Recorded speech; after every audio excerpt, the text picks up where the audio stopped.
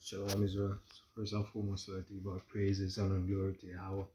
Hashem Yahushai, Hashem Kapadosh. Come us to the elders, the apostles, the great stone. Shalom to you, brothers in our ways and byways, preaching, teaching His word in sincerity and in truth. So this is the brother Shapal along with the brother One. Right, and we'd like to do a quick lesson based off of what's happening in Israel right now, which pertaining to adultery, because remember, this is a punishment unto death, and even though we are under grace, He doesn't give us, the right to commit adultery. What is adultery? It's not having sex outside of marriage, with another woman, per se. That's just part of it, right? What it is if a female, has a husband or a man, then that would be considered as adultery. But the scripture actually supports a man having multiple partners, so that's not adultery, right? Only if the female or the other party has someone else, right? Now let's just get into the lesson basically, because this is a thing where especially Apostle Gabar always speak on it, that women, is one of the main thing that a lot of men, through history and in the spirit basically fall off because a woman, and once you have them mixed together in a particular area, they can't control themselves basically. Neither men that are easily tempted. So then you have problems, That's why the apostles and the elders always tell us that, look, don't carry your wife around or brothers, or that's what the scripture even say. She's supposed to what? Stay at home. Right? Now let me get 1 Corinthians 14 and verse 34 say, let your woman keep silent in the church, for it is not permitted unto her to speak. They are commanded to be under obedience, right? As also said the law. And if she will learn anything, let them ask their husbands at home, for it is a shame for a woman to speak in the church. Now,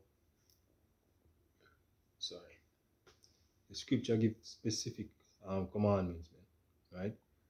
As once you read the scripture, it gives you specific commandments. Do this, and then this will happen, and then do this.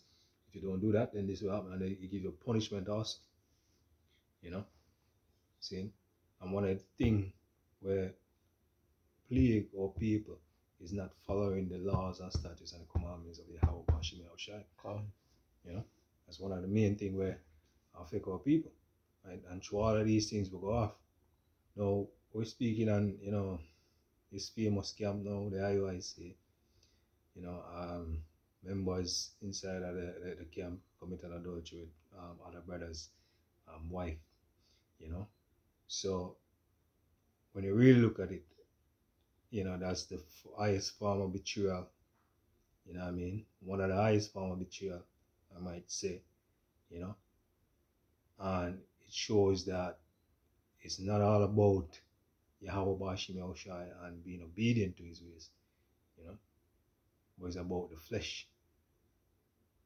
You know what I mean? You have something, bro?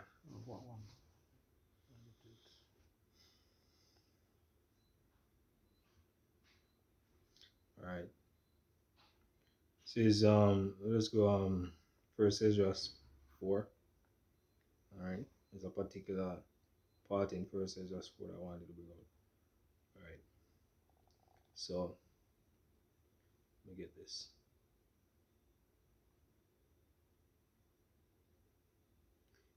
Alright, so I want to get is the allegory that these three men had put forth to the king, One say that truth is more powerful. One say that wine, and one say woman. And we're gonna look at um, the one that put forth woman, right? All right. So let's start at verse. mm,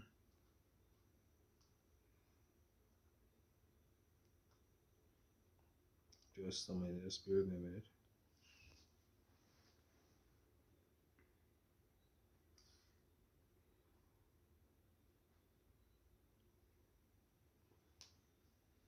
All right.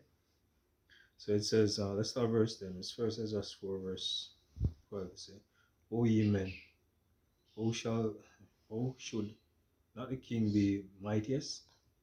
Right? When in such sort he is obeyed, and he held his tongue. And the third, he had spoken of woman and of the truth, and that was Zerubbabel began to speak. He said, O ye men, it is not that that great king, nor multitude of men, neither is it wine that excelleth. Who is it then that ruleth them, or hath the lordship over them? Are they not women? Women have borne kings and all the people that bear rules over the sea and land. Even of them they came, right? And they nourished them and then put them, it's like that, then put up that planted in the vineyard, for whence the wine cometh. These also make garments for men.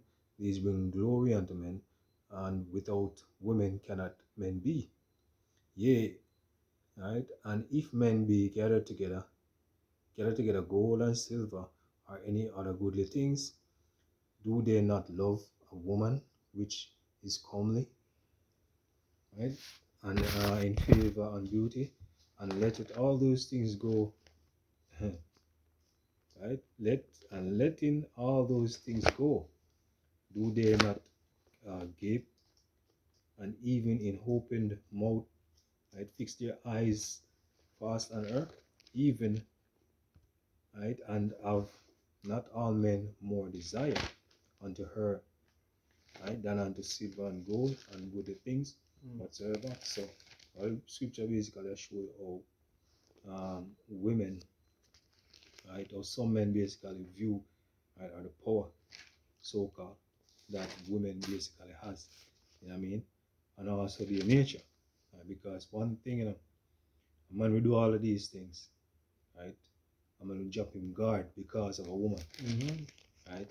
When a woman comes around, men start to act funny and weird. Worse if it's an attractive woman, and knowing these women, they willfully, come around, because you know what I mean, these women, you have to understand, so they still, as scripture says, "Hear of your father the devil." Esau, Edom is a main thing, you know what I mean, are the main custom that these women are following after. There was spirit because succubus always with them. Mm-hmm. That spirit always with them no matter what. And it is like a magnet to a man at times. It pull you to do funny stuff. And when you pull it to do funny stuff happen, then that spirit just left off your same time and gone because the action don't take place. And that's what they walk with. Even they themselves not even know that they carry it. And it's the part of them. And as the brother said, it natural for a man look at a woman. Naturally. And that's a man nature to look at a woman. Sexually, whatever, probably. But the point about it is that when it becomes a man's woman, and she herself knowing what she's doing in the presence of other men, she will actually tempt them. By tempting men, if you're not spiritual, not steadfast, you will do things, and that is where when you do things get sour and can't come back. Right, so it's A man leaveth his own father that had brought him up and his own country and cleave unto his wife. Right? He said he sticketh not to spend his life with his wife, and remember neither mother nor father nor country. Right? By this also women have dominion over you. Right? Do ye not labor and toil and give and bring all to the woman? Right? So a woman basically, as scriptures always speak about, man, is basically your property. Scriptures say, he that getteth a wife, getteth a position. Right? So what a man will do, a man will go out there, working at the boiling sun and bringing everything come home to his wife, to his woman basically. You know? That's the man. But you see nowadays women mindset are not on family, and it's just an adulterous generation where there is no laws that govern these women's bodies, right? Once you learn that they are far gone, the apostles them say, look, if you have a woman, just know that she's stepping out of it. When you hear that, you know that, look, all of these women in their mindset build off of Esau's ways, because there is nothing called loyalty. As you said, there is no laws that govern these women's bodies. Yeah, cause recently my brother met one by a store the other day, and we were talking to her. Engaging in conversation with her, and her thing is that she the man hit and run. She's not there for settle with nobody. Once she just get gone, that's it. Get gone. She don't care who it is. Get gone. Hit and run, and she based it and run based of a famous Jamaican artist, which is sincere. So she just saying she's not that type, which she actually telling you she going with the flow according to the system. That's what she's actually telling us. That's okay, cool. Right. It just needs that this woman, Right. So all these things, man, what you've seen now, man, is just based upon this adulterous generation that we're in.